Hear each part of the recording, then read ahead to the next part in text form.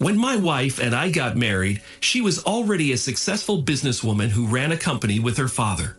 Her father and I grew close over time, and he even took me under his wing, showing me the ropes of the business world. Thanks to their success, my wife and I also became wealthy. However, after 6 years of marriage, my wife began distancing herself from me.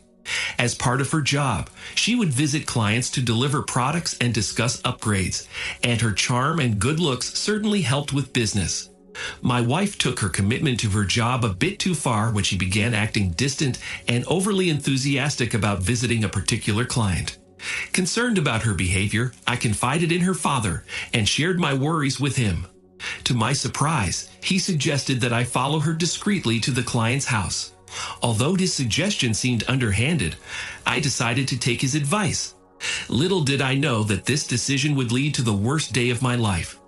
I parked my car down the street from the client's house and watched as my wife went inside. The client's name was Doug, and our records indicated that he was unmarried. But would that stop him from taking advantage of a married woman? I highly doubted it. My mind raced with terrible possibilities, and unfortunately, my fears were soon to be confirmed. As I approached the front door, I hesitated to knock and instead opted for a sneakier approach. Slowly, I opened the door and peered inside, listening for any sounds. It didn't take long for me to hear faint noises emanating from the second floor. It was clear that this wasn't a typical business conversation. With my heart racing, I climbed up the stairs while recording everything on my phone. As I approached a particular door, the sounds coming from inside grew louder and more intense. It was clear what was happening behind the closed door. I mustered the courage to open it and found my worst nightmare unfolding before me. My wife was having sex with Doug. She immediately noticed me and started screaming as she tried to cover herself from the camera's view. But it was too late. Everything had already been recorded. She begged me to stop recording and let her get dressed, but I refused. I continued filming as I left Doug's house and got into my car. As I drove to my father-in-law's house, my sobs and angry words were captured on the recording. I had nowhere else to go, so I turned to him for help. He welcomed me with open arms and listened intently as I recounted what had happened. He watched the video, but stopped it once he heard the moaning. He believed my side of the story and assured me that he was on my side. 20 minutes later, my wife arrived at the house and walked straight into the kitchen where we were sitting at the dining table. Before she even had a chance to sit down, her father asked her how long she had been seeing Doug. I was taken aback by my father-in-law's sudden question, and my wife seemed just as surprised as I was. I had assumed that she had only cheated on me once, but her father had proof that suggested otherwise. He showed us her travel logs, which indicated that she had been visiting Doug's house far more frequently than was necessary for the past 11 months. I was stunned and looked at my wife with a mixture of disappointment and disbelief. She tried to defend herself by claiming that it was just this one time and that it was for the benefit of the business. But her explanations didn't add up, and at one point, it sounded like she was trying to justify her actions. Her father was unsympathetic to her plight. When he informed her that she was fired, she let out a strange noise of shock and began to stutter. She desperately wanted to keep her job, but what could she possibly say or do? I had captured her on video having sex with Doug, and it was evident that this wasn't a one-time mistake. In addition to betraying me, her father explained that this was not the behavior he expected from his business partner or daughter. The real blow that made my wife plead for forgiveness was when he declared that he was going to disown her. Regardless of how much she begged or what she said, her father had made up his mind. She was unable to reside in her matrimonial residence, as it was registered under her father's name, and he refused to allow her to stay there. Furthermore, she couldn't seek refuge at her partner's place either. This left her with no choice but to live in her Audi, which, although it was a nice car, was not a suitable place to call home. On one occasion, when she phoned her father in tears, he informed her that she had 11 months, the duration of her extramarital affair, to reconsider her actions and stop them. He expressed his disgust towards her and concluded by saying that he was fortunate to have found out the truth and escaped from her, giving him a choice. I had two options: either move into the marital home and claim it as my own or move in with him. He possessed a massive mansion that was equivalent to the size of two houses combined, with a long hallway linking the two sections. I was certain that I would have ample privacy in his abode, but what I really needed was his emotional support, as I regarded him as family. Therefore, I decided to reside in the marital home for the time being, but promised to visit his place frequently. Moreover, he even proposed a partnership in the family business, which was a generous offer. I happily agreed when he offered me a job 7 years ago, and I have been working with him since. During this time, I was fortunate enough to meet an incredible woman who is now my wife, and we have been blessed with 2 children. Life couldn't be any better. On the other hand, my ex's attitude towards life appears to be bleak, evident from her cynical Facebook posts and the infrequent spiteful messages she sends me. However, I don't let it affect me, and instead, I share them with my wife, and we have a good laugh about it. Although she may still have some money, what she lacks is the love and care that I have provided her with. My reaction to this is, wow, this is one crazy story. It appears to me that your ex began to believe that she had everything and wanted more. She likely felt entitled to more attention and thought that there was no better way or time to receive it than through her client.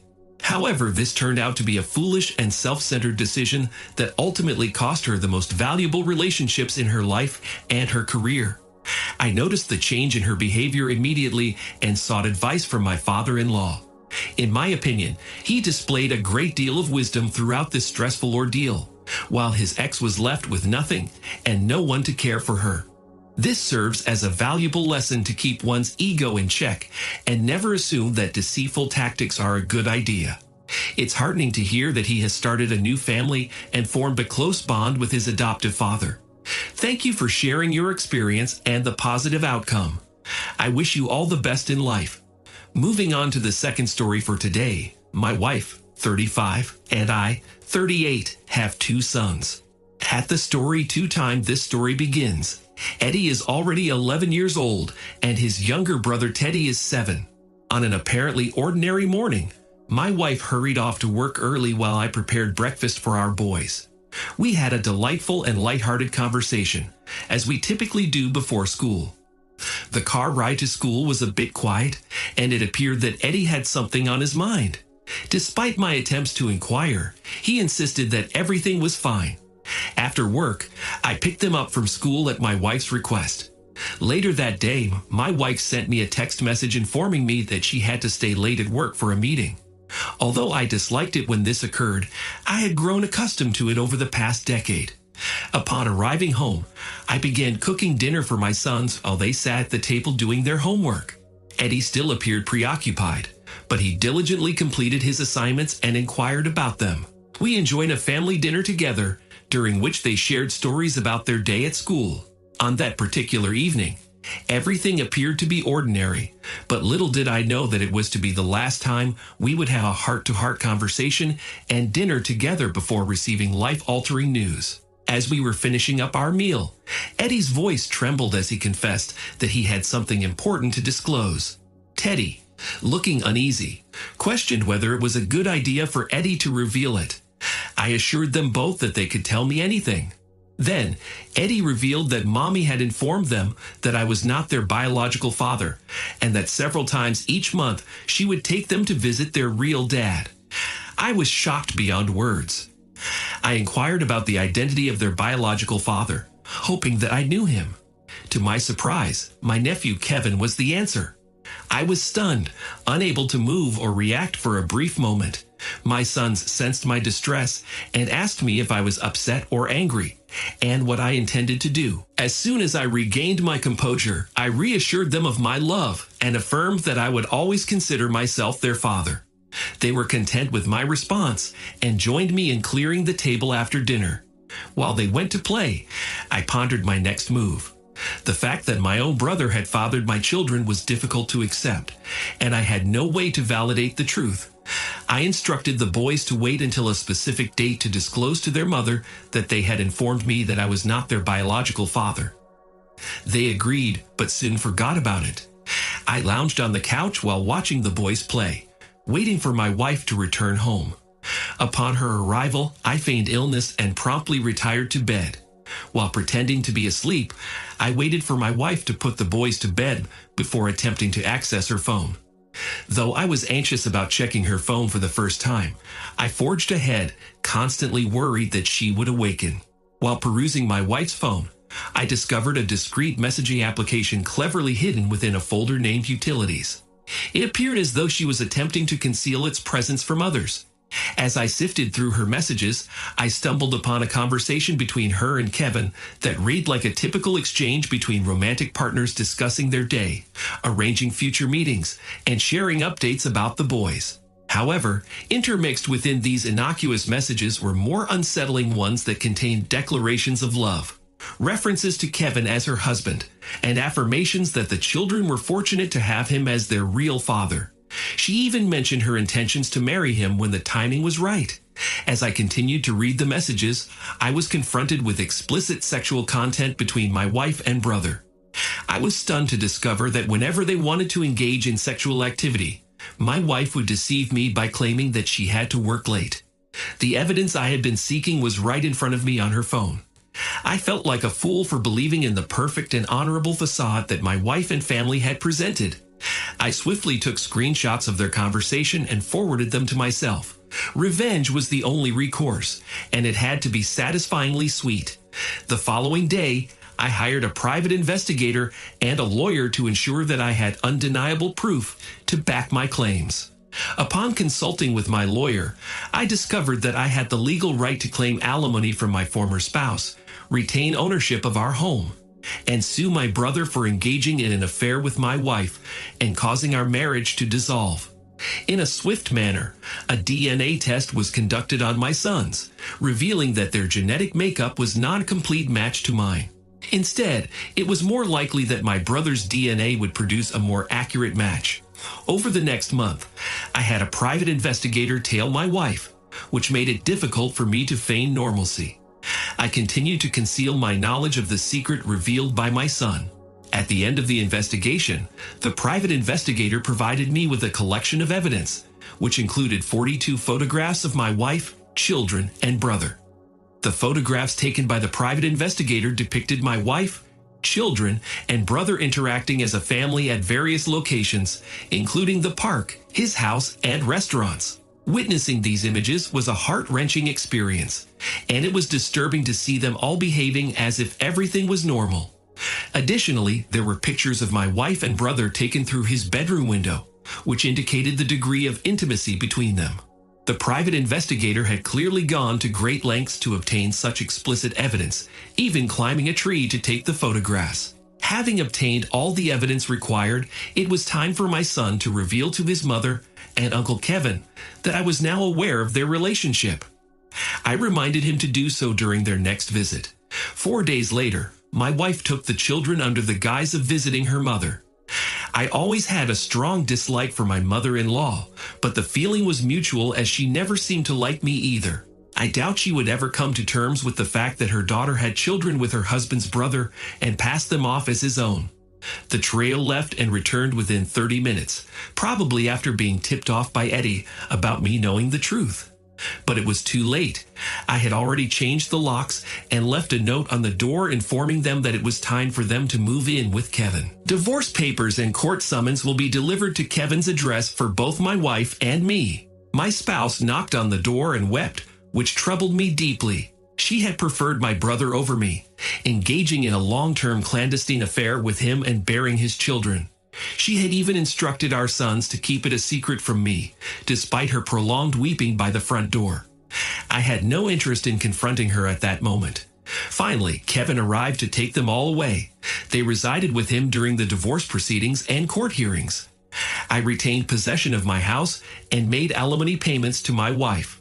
Although I was not required to pay child support, I did emerge victorious in court against my brother, who was ordered to pay me a substantial amount for his role in sleeping with my wife and causing the breakdown of our marriage. Once I became a wealthy bachelor, my ex-wife's relationship with Kevin began to crumble, perhaps due to the strain of living with their sons around the clock. Additionally, the stress of the court proceedings and the financial loss likely contributed to their relationship's demise. After only a year, my ex-wife left Kevin's house and lived with her mother for that year and beyond. Even after, she would text me daily to check on me or apologize. I was able to visit with our sons, which they appreciated, but it was not the same as our previous relationship. My ex could see the change and rightly blamed herself for it. It has been 2 years since these events, and the boys harbor resentment towards their mother for altering their relationship with their father.